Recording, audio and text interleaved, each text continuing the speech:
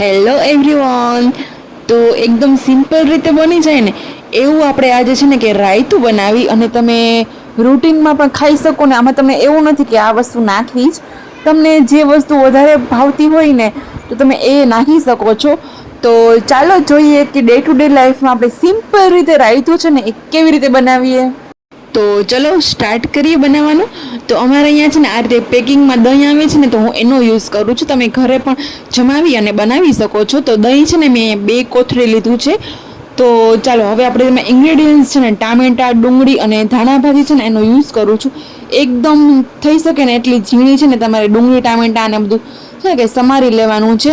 આમાં તમે કાકડી પણ યુઝ કરી શકો, અને જે બુંદી આવે છે ને કે ચણાના લોટની બુંદી, તે પણ તમે પાણીમાં પલાળીને પછી એને નાખો ને તો તે પણ સારી લાગે છે. પણ હું છે ને ડેઈલી રૂટીનમાં ક્યારે નથી નાખતી.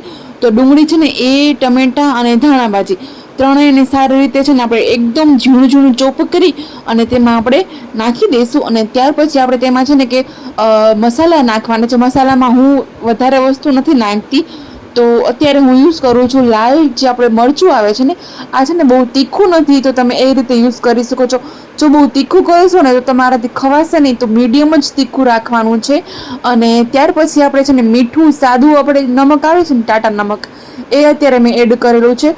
તમે ચાટ મસાલો પણ એડ કરી શકો છો.